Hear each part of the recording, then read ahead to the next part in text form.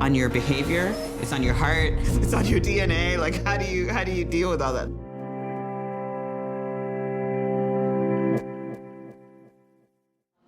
And so we're joined here by Joy of Third Street Youth. And as we have come to the conclusion of our resilience screening in the community, I want to ask you, what are your thoughts on why it's important to have dialogue about adverse child experiences and how they impact how we treat the youth in the community?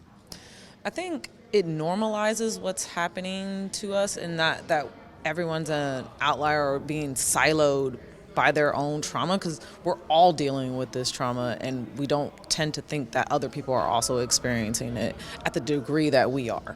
And I think once we all come together, we can also come together about solutions and support measures for all of us. So. And you were one of our panelists for the evening.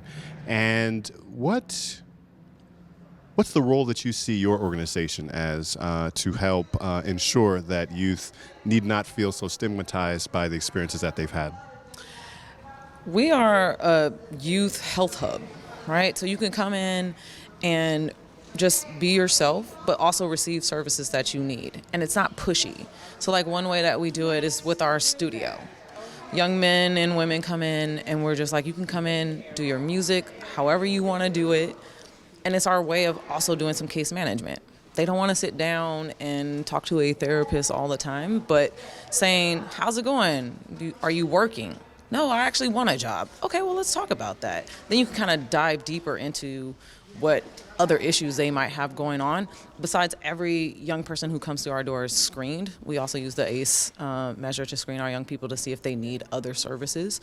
And another thing that we try to provide for them is this safe space to kind of work on some of the things that they are actually dealing with. So whether or not they want to write something down or talk to an adult or just learn ways that they can process the things that they're going through in a healthier way, we're there for them. So. And just as a final word, what would you like to share with the community in how they can support either your organization and just support the youth that may not realize how much adverse childhood experiences that they've had? I think it's on us to help fix us, right?